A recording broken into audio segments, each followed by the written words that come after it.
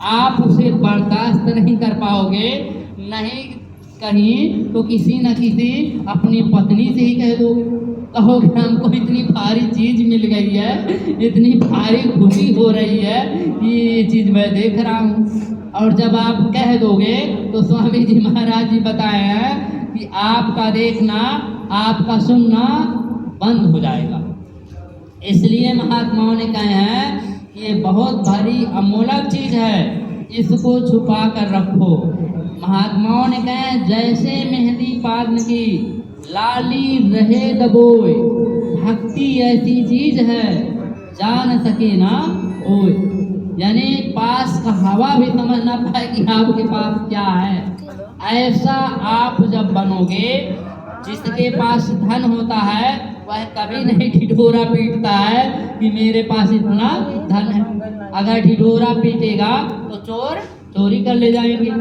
महात्मा इसी तरह कहते हैं कि भक्ति भी ऐसी करो तो कोई समझ ना पाए कि आपके पास, आपके अंतर में इतनी बड़ी दौलत है। महात्मा कहते हैं उस दौलत को पाने के लिए पहले आपको दीनता अपनानी पड़ेगी, क्योंकि महात्माओं ने कहे हैं दीनहीन जानो अपने को, निपट नीच मानो अपने को। प्रेमी भाई बहनों, इस दौलत को पाने के लिए बलक बुखारा ऐसे बादशाह जो 1.25 मन फूलों की सेज पर सोया करते थे, उनको भी क्या करना पड़ा, महात्माओं के यहाँ धूल खाना पड़ा। यानी गरीबी में सेवा उन्होंने की। बलक बुखारा के बादशाह होते हुए भी प्रेमी भाई बहनों, कबीर साहब के यहाँ वह झाड़ू मारते थे, बर्तन मलते थे, छोटी सी छोटी जो सेवा होती थी वो सेवा को करते थे। एक बार माता लोई जी कबीर साहब से प्रार्थना की कि हुजूर आपके पास वह अमोलक दौलत है, यह बादशाह होते हुए भी आपकी नौकर की भांति सेवा करता, क्यों नहीं इसको आप उस अमोलक दौलत को दे देते। कबीर साहब कहे कि मैं देना चाहता हूँ लेकिन अभी ये लेने लायक नहीं हुए हैं। वो कहे कि आप इनकी परीक्षा कर लेना। सुबह जब उठना तो जो भी बहारन होता है कूड़ा करकट लेकर के आप छत पे चल जाना, और जब यह आपके बगल से गुजरे तो इनके ऊपर सर पर डाल कर देख लेना, उसके बाद आपको उत्तर मिल जाएगा। वो वैसे ही माता लोई जी की, वह सुबह हुआ तो कूड़ा करकट लेकर के छत पर चढ़ गई, और जब बगल से रास्ता गुजरे तो उनके सर पर डाल दी। जब उनके सर पे पड़ा कूड़ा करकट तो कहे अरे नहीं ठहरा बुखारा, नहीं तो खाल को खिंचवा कर भूसा भरवा देता। यानी उनकी अभी अकड़ नहीं गई थी, दीनता उनके अंदर नहीं आई थी। 6 साल और उनको रगड़ने में लग गए।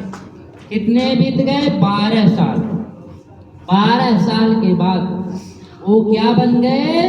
बच्चा बन गए। महात्माओं ने कहे हैं कि नानक नन्हा बन रहो जैसी नन्ही धूप, और घास जल जाते हैं खूब खूब की खूब।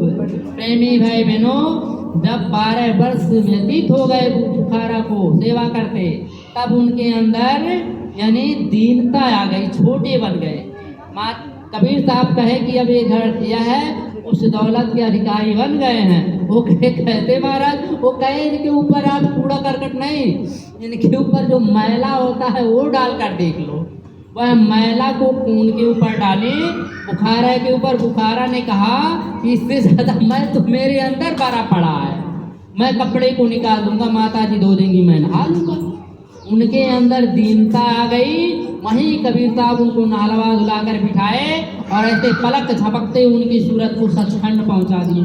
क्योंकि प्रेमी भाई बहनों, ये सुप्रीम पावर होते, ये पलक झपकते ही इस जीवात्मा को उस सत्यलोक सचखंड में पहुंचा सकते। इसलिए इनको अनामी सर्वेश्वर महाप्रभु कहा जाता।